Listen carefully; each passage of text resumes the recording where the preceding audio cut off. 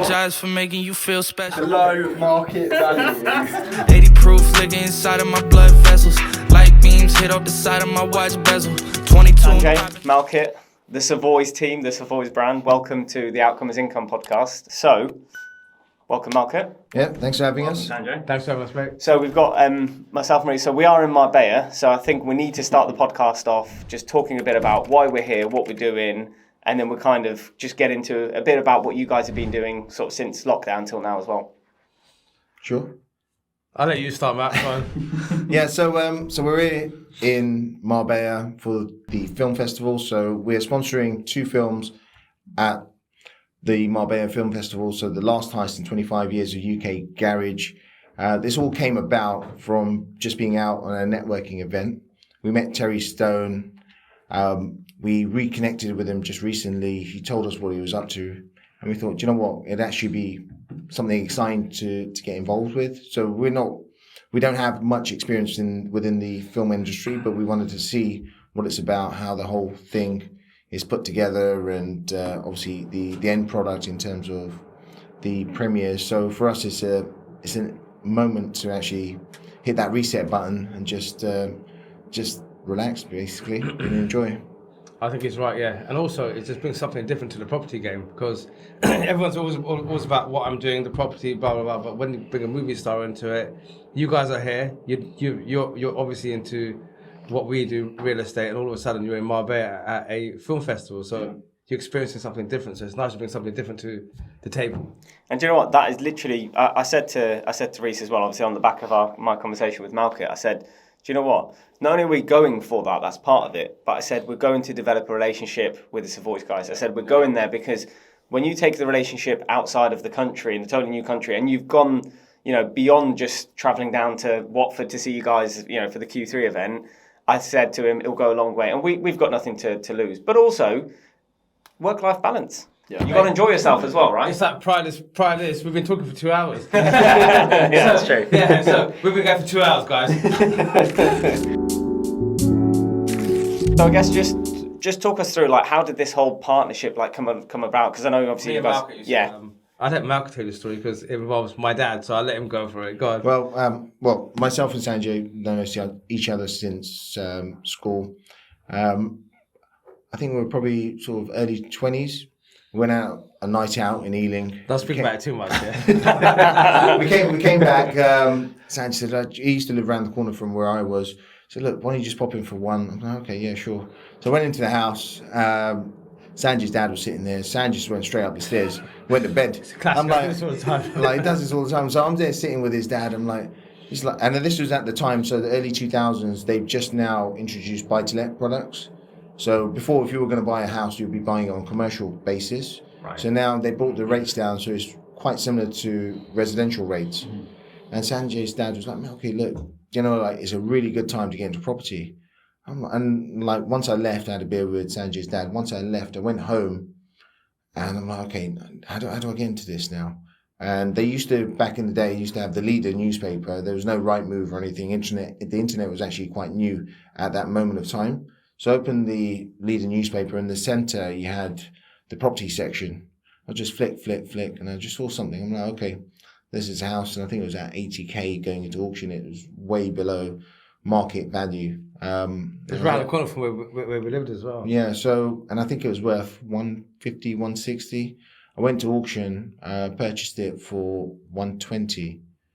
And basically that was the basis of how our property empire sort of started, because during that period I was a new graduate working my first ever job. .com boom busted, so last minute .com released and 9/11 happened, and the market, the employment market just went into free fall. I got made redundant, but during that period I think we bought sort of 3-4 homes, and that was then providing a steady income. Then we learned early on that you can't rely on one source of income. So then we were constantly, as we were working, saving a deposit, investing that into a property, and then just doing that continuously. I think that's one of the keys that we've done, that we both kept our jobs. So I still got a family business now, jewelry shop. So we sell gold, and we still have it now, but I was working 6 days a week there. Mark was working in town 5 days a week.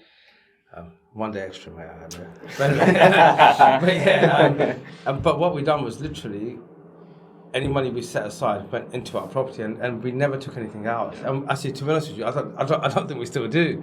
It just recycles into that, and that's really important for anybody watching this. The younger generation. It's really important that you don't think you can leave everything and just start property and you're going to make money. It doesn't work that way. You have to, plant the seed, if you like, let the tree grow, and let the fruits grow on the tree. It's the same thing as us. That's what we had to do. So, it's taken us probably, I'd say 15, 20 years from now, the fruits start growing and enjoying what we're doing now.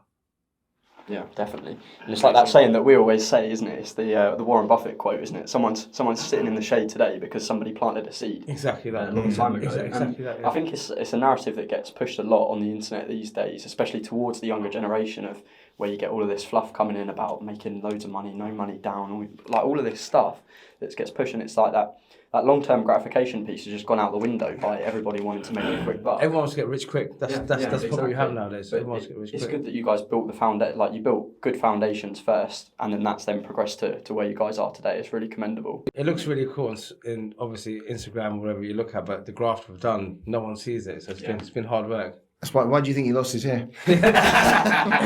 We worked so hard, it's growing back now. I think that is literally what it's all about, though. Because I mean, we were discussing off camera, and you guys are like, building a brand is not about building a brand today to monetize it. It's about building a brand for 10 years, right? So, do you want to talk a bit about sort of the Savoys brand, because it kind of, from a spectator's point of view of, I use social media. I never knew about you guys, and then all of a sudden you guys just blew up on Instagram. That's how I knew about you. And it was like, for me, sitting from the outside, just so you guys can see how it looked like, it was like, all of a sudden it's like, right, okay. And I know we did Clubhouse, and, so there's a lot of different touch points that I had come into contact with you guys. But what was it for you guys that kind of took you from, not going to say sort of, but in your early days of the social media game to kind of where you are now? Because obviously now, you're talk of the town. Everyone knows you. Everyone kind of, it's all about the Savoys property. So just a background in terms of Savoys. So obviously we've been going now 22 years, but we only invented Savoys back in 1st of April 2020. So we were the back end of 2019. We were a little bit disfranchised with sort of agents and stuff out there, and we were aspiring to do something just to give back. Obviously, 23rd of March we went into lockdown. At that point, we had 10 projects varying from sort of HMO conversions to taking a large office to 10 flat conversion on the go. And obviously then our funding lines got cut, because unless a valuer could come out to site, you weren't going to get a release of funds to push your projects. So we had 10 sites. We ended up finishing all 10 sites without getting that funding line, I think, for about 3-4 months. What we learned during that process is actually you need to just have a little bit of cash flow. And we had friends and other customers coming to us saying, look, can you do these projects? So we learned, okay, it may be a sensible idea to deliver what we're doing for ourselves and just do those for clients. So we then said, okay, we'll do 10 client sites a year, and that will be a separate business. But we wanted to also just sort of give back, because we were a little bit disenfranchised with sort of all these fake gurus and stuff that are out there giving a false narrative of what property developers are and so on. And I think we were sort of best placed. We thought, let's just put it out there. So we started just posting what we were doing day to day, just in terms of projects and stuff. We ended up, the back end of 2020, we won Commercial Developer of the Year at the Property Investor Awards. Amazing. And up until that point, I don't think we really put our faces on social media. So we're like, okay, well, and then we had friends and family that started reposting like the winner's badge with mine and Sanjay's face. Well, okay, look, let's embrace it. Let's just put ourselves out there. So 2021, I think, is when we sort of virtually met you through Clubhouse and stuff. We started in the weekly Clubhouse rooms.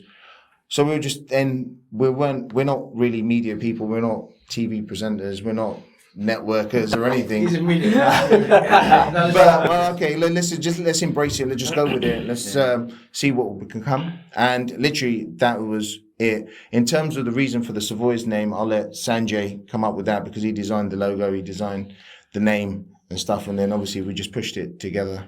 Yeah, I was in my bedroom, I still remember. So I was there just saying, look, because My reason was a bit different. He's right. We have to give back. So that's a nice way to put it. But as a business, what happens is we have our agents, and we've never let anybody down. So whether a deal works or doesn't, we always go through with it, which is why we're credible in the market. Everybody respects that. And what happened was, after the time of lockdown, where we had the scare, if you like, when we had all these sites going on, agents were offering us deals.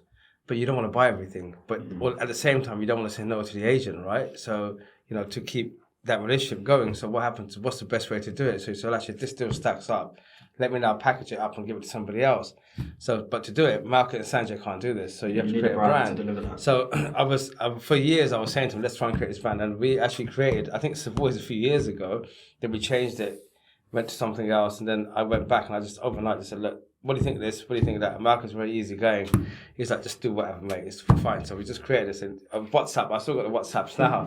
Like this logo, this is what it is. He goes, do it. And we just went out there and then set up an Instagram page, Facebook page. We started to, because we had a lot of people, friends and family asking us, look, can you, as we discussed earlier, saying, can you get us sites? And we started passing the sites on as a package where we could develop it from, give them sort of the GDV on day one, make it work from, invest, get them into the property game as well. And there was a whole, it wasn't just, I'm going to create a brand. There was a lot of background sort of, work that went into it. What we're going to do with it, what's the purpose of it, how we're going to structure it, etc., etc. And I think by doing that now, Savoys has got many arms, and we haven't stopped yet. So we've got the development arm. We've actually got a lending arm. So we actually got bridging finance. We do ourselves bridging finance with our own capital. As discussed earlier, we've got 2 products with banks. We are now going to get a third.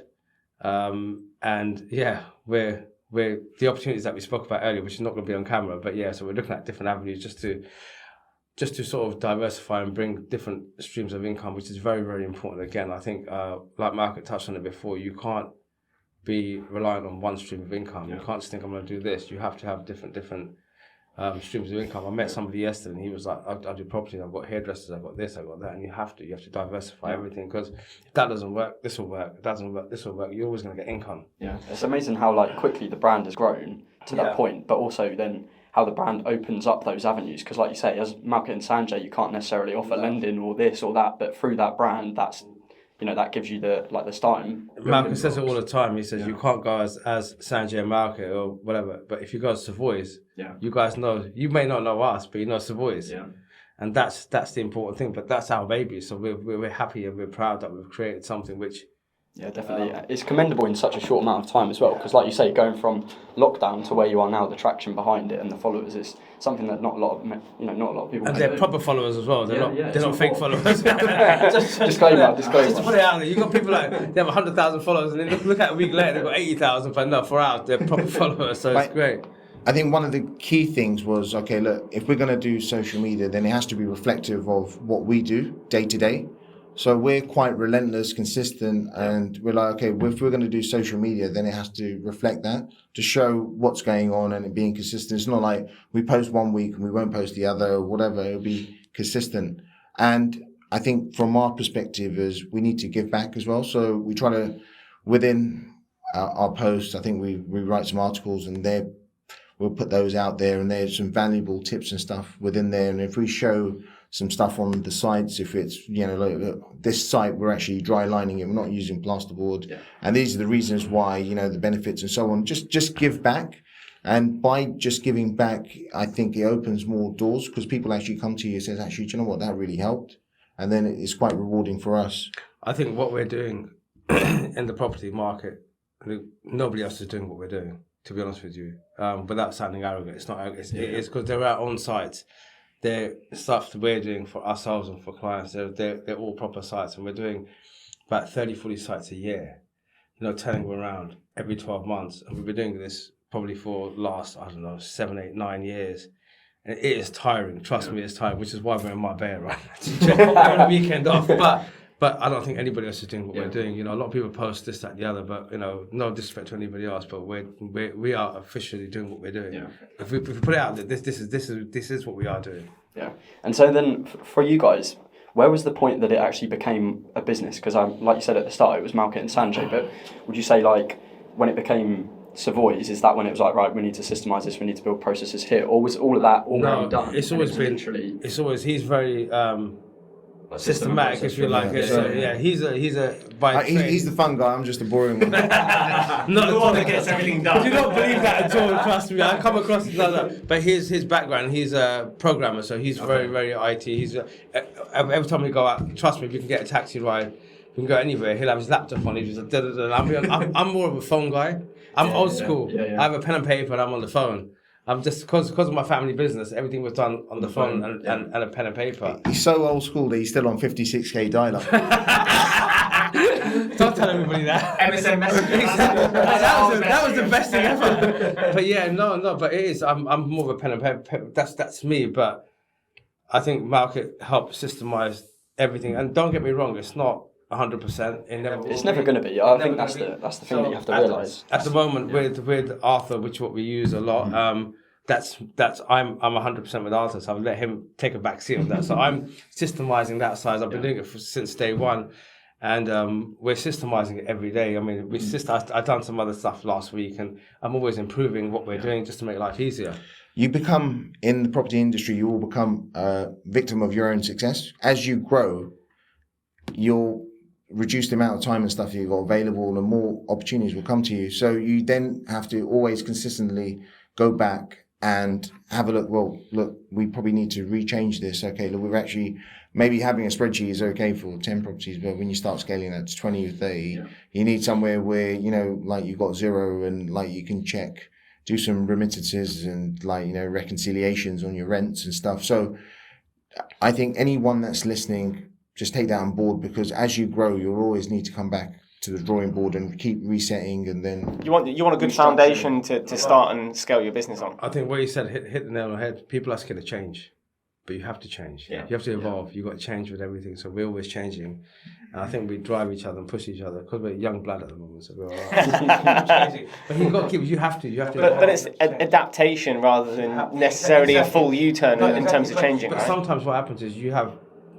a process in place which you've been working with for 5-10 years. You think this is what it is, but actually, like you said, you can go to some software which is out now because everyone's trying to make life easier. You spend a bit of money and all of a sudden you're saving half your time. But people don't want to change. But I think as well, like my philosophy on that is a process isn't a process if it doesn't have an opportunity to review itself every 6 months. So some people build these processes that just fulfills itself, and there's no opportunity to come back to the start and say, hang on a minute, is this necessary? No one's going to do that, because if you do that, you're going to question yourself. Have I put the right process in place? Because if I'm questioning myself every 6 months, that's not the right process. But you're absolutely right. You have to question it. You got to say, is this the right way to do it? Is it does it work? But there's so much stuff out there which we keep looking at and just changing and just evolving, and you have to accept that in life. You have to do that. And Malkit, I know you were touching up on sort of giving back. So let's try and give back to all the viewers and the listeners. So you guys have had a great success in terms of social media. Can you give just 3 top tips for what you do in social media that's made you so successful? Just really simple, 3 top tips. Three tips will be... Have me on board. Have the superstar. Will be basically, look, you have to have content, it has to be consistent, and it has to be quick. So if you're putting content, you're spending so much time trying to write the ideal post. It's no longer quick. And it will counter against you in terms of you end up taking too much of your time out from what you're doing day to day, because social media doesn't actually pay you anything. It may get you some recognition. People may recognize you on the streets, but you're not going to earn a living from it. So you just need to understand that. So those are the 3 tips. So for us, we just try to show something daily from what we're doing, but we don't need to distract from what our day-to-day roles are. And that is developing sites. So you've got not just work-life balance, but work-life social media balance now. So it's the 3 balances. I'm quite blessed. So I set the Instagram page up, but he runs it. So. but what he's saying is right. He does a great job at it. No, I wouldn't even try and do what he does. He's literally on it all the time. But one thing he does, which I respect and rate, is that he changes it up. You have to change it up. You can't just be, if I keep showing you a HMO room, but after a while it looks, it's because with our brand, we sort of make them quite similar, so you recognise our brand anyway, right? But it gets boring. But then you've got to change it up. You have to, which is why we're here at the, obviously Marbella Film Festival. You've got to just change things up, and you've been to our events. We just try and change everything up, just to try and be different to everybody else. You know, we want you to look at our Instagram stories to see what are they up to today, what's going on today. Are they at a Rolex event? Are they in Marbella? Are they doing this? You have to change it up. You can't just be the same old content going again and again because it gets boring. But and again, and on that, and talking about sort of change and adapting and long term. So, have you guys kind of got into this with a long term vision of we're going to do this, or are you guys just like, do you know what, we're going to ride out the wave and enjoy the process and just figure it out, and money will be a byproduct, as you know. Are you talking about the film festival? No, I'm just talking about generally as Savoys, as what in terms of what you guys want to do from a business point of view. I think we're always evolving. We're always changing. We've got a plan, which we've discussed, not in our head, but we've discussed this plan. I think we know where we're going, but we always change it. I mean, like I said, Savoy started with just me and Malkit, and now we've started the development side of it. We've started management side of it, so we actually manage properties for people. We do the lending side of it. So there's many arms, and we're creating more arms to it. And we have a vision of sort of, as Malkit probably keeps touching this, right, is that you get to a certain stage in life which you know you're doing what you're doing, but then you want to give back. You want to give back to society and just help the youngsters sort of come up and do well. Because let's be honest, when you're at school, no one teaches you about business, proper business. No one teaches you about paying bills, paying a mortgage, this, that, the other. It's just all normal, just what you learn. But we're trying to teach people the reality of life and how it sort of works. So I think we are giving back now. And I think as we grow more and more, we are going to give back even more, and just help people get into property world and sort of educate them. One key point is what myself and Sanjay always have is, look, if your element of being successful is only you being successful, then you're not successful at all. So if we've known each other now for a couple of years, and we take out, there's no arrogance or anything, and if there's an opportunity where someone reaches out to us, we always try to help. If it doesn't take up too much of our time, someone asks a question like, look, try this, maybe speak to this person. So that is basically just us, and that's the foundations what we've built our brand on, and how we will continue to push forward as well. Yeah, no, it's a really interesting point, to be fair. And so then from that, is there any actual vision on where you see the Savoys brand going? He's asking, he wants to know the end goal. There is no end goal. Trust me. No, it's interesting because a lot of people in the property sector, especially when they're building businesses, they always have the exit lined up because it's the easiest way to do it. You have the exit lined up, but when you're building a brand, it's not necessarily always about having the exit lined up. No. I was just going to say, from our perspective is, look, we've done over 20 years of hard work in property, and in terms of that, we've been working like corporate life, family business life. So this is actually like a fun element to it. So it's not like anything depends on this. So if we close the voice today, look, we'll still be okay. But we're like, okay, when we set this up, we said, look, there's no limit. Don't switch anything off from, if someone says, look, why don't you sponsor the Marbella Film Festival? We're like, we never say no. Our first answer is never no to anything. If someone just suggests something, I'm like, okay, what do you mean by that? We'll never say no, never switch anything off. And there's some other exciting news which we're going to be releasing over the next couple of months.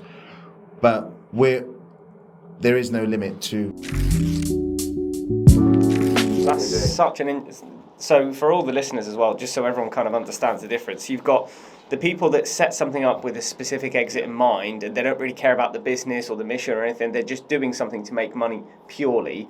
And a lot of those people you'll find go on lonely journeys, and also, I don't know, whatever, 95% of them won't succeed, right? In all honesty.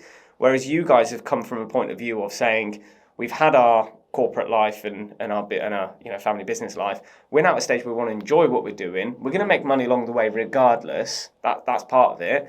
And actually, when we get to a point where we're so satisfied, we're going to start giving back, which is what you've already started to do. And your exit is not about exiting to make money. Your exit is, well, there is no one, because I want to give back. We want to enjoy what we're doing and work with the right people, which is not available. You don't get loads of these businesses.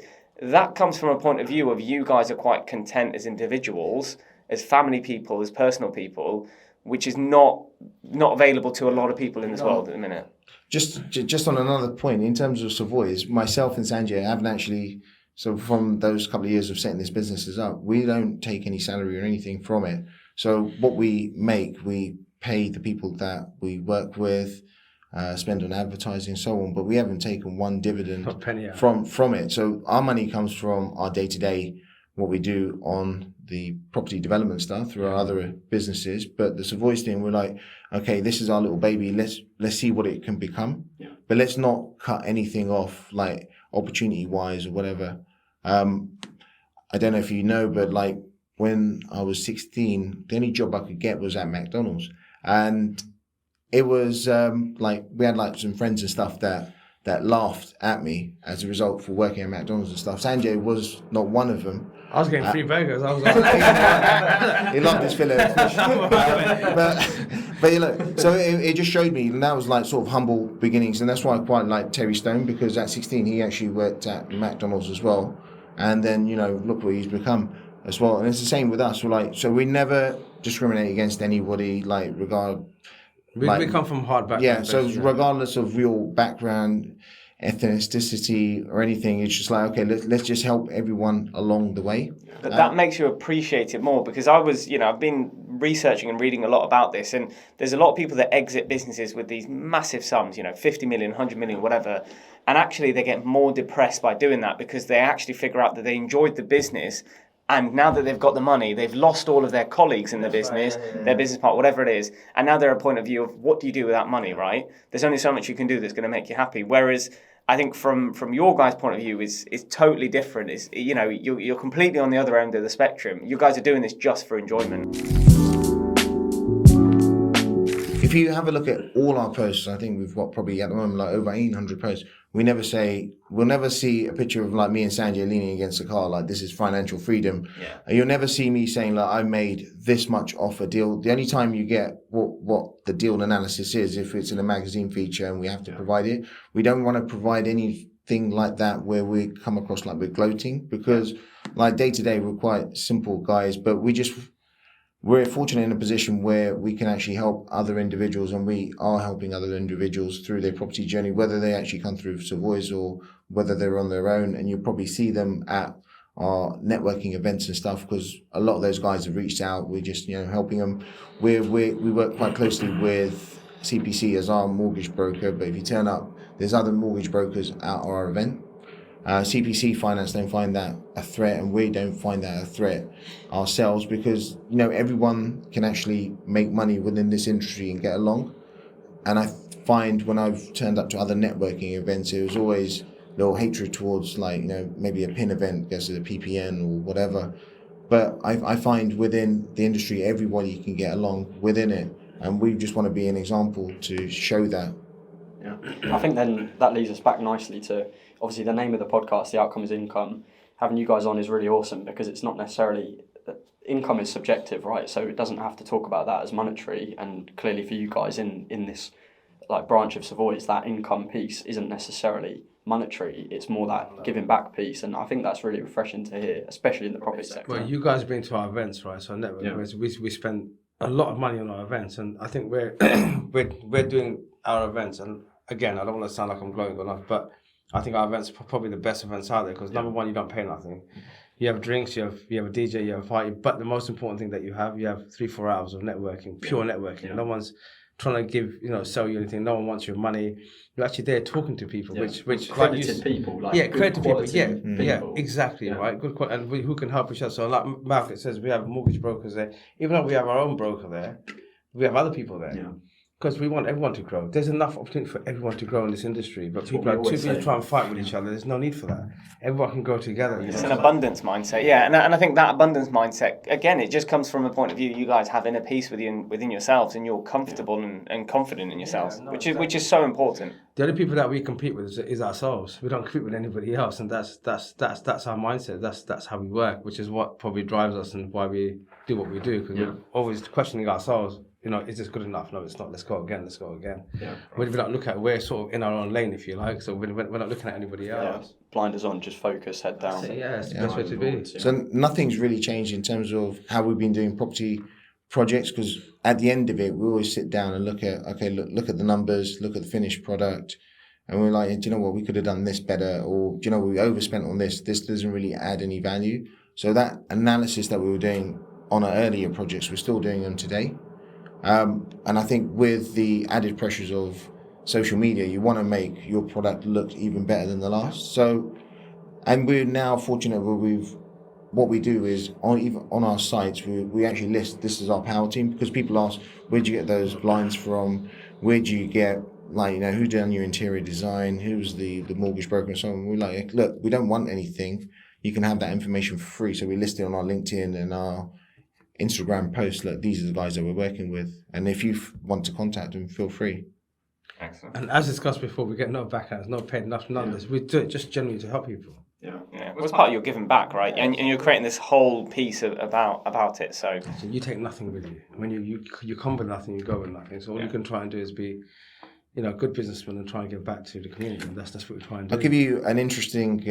So one of my first ventures in property, we had this leasehold property, but I bought it with a partner. There was two retail units that were both in long leases. I sold mine off, but my name was on one other retail unit, and that guy sold it off. But back then, this is like 20 years ago, it used to be up to the buyer to register a TOII. Now it's basically the seller has to register the TOII, so you notify land registry who the legal owner is. This guy didn't pay some service charges, made some alterations to the building without the freeholder consent, and ended up with this big legal battle. And the guy that I was actually that done all these changes and so on, I had to sue him to get back the service charges and all this other money. During this whole process, the guy used to have a long beard and so on. At the last court hearing, he had just had a little mustache, and I didn't recognise it was him. And at the end, he was like, oh, look, Malky, look, you did nothing wrong. Look, it's my fault. I'm like, oh, it was you. I didn't recognise you because you used to have a long beard. And he goes, what's up with you now? He goes, I've got cancer. He goes, I've only got a few months to live. And I'm like, I'm really sorry to hear that. And he said some words that still resonate today. He said, look, you come with nothing, you leave with nothing. And so that has been like part of the foundation of what we've built our businesses on, because at the end of it, you're going to go empty-handed. So don't be unethical during this whole process. Just keep it to our key moral foundations. Yeah. So that's what we literally do, and that actually sticks with me today. And we have conversations when I speak to people, and I always come back to that particular story where that guy dropped those words to me. Yeah, it's a really powerful sentiment, isn't it? It's so true. And that's what brought us here. Malcolm gave me a phone call, said, we didn't think about how much is it going to cost, what's in it for us. We just said, let's do it. Good people. Your best case is you have a really good time, you enjoy it with the people. Yeah. We didn't, it wasn't coming just for the event, it was coming for the people that invited us to the event. That was the first thing. And we knew we were going to meet cool people. Yeah. You're in Marbella, you're with some really... Are you guys having a good time? We're having, of course we're having a good time. We're having a great time. But that's the whole point as well. It's like, it's the enjoyment piece as well. Yeah. And we decided to kind of, bring Bora out to do all the videography and the filming and stuff, because we wanted to document this for other people. Because most of the time what we found is when we go to these events and we talk to people about it, they're always like, do you have any videos? Do you have anything? I want to see, what was it like? So the fact that we can document it is kind of giving people a taste of what happened or what we did without them actually being there. And people appreciate that now. Look, you guys are part of our journey now, so we're going to be together for years and years to come. So it's actually really great to have you guys out here. So we thank you first of all. We appreciate you. I really appreciate what you guys are doing. I hope you have a good time. I mean, tonight's going to be wild. So. Unfortunately, you're not going to be here. We're going to have a good time. But yeah, no, it'll be good. It's good. Thank you so much for that. And yeah, that brings us to the end of the podcast. So thanks for having you guys on. There will be a part 2 at some point to this podcast. Can I just add the part 2 right now? So myself and Mark obviously just try and give back. I'm looking at the camera direct right now. But yeah, myself and Mark, just to give back what we've done was, so when we started up our development side of the business, one of the guys we had who approached us was Hardy Tour, who's now become a partner in our business. in our development business. So I'll let him sort of talk to you about his journey. He's So we'll outside the door, so he'll be the part 2. We'll get the continuation from Hardy. Yeah, so you know how we give back now. Hopefully he doesn't spill all the secrets on you. He won't. I've trained him well. Brilliant. So we'll get Hardy on for part 2. Perfect. Thank you very much, guys. Cheers. Thanks, Jen. All right, take it easy. Oh well, guess you lose some and win some. Long as the outcome is income, you know I want it all and then some.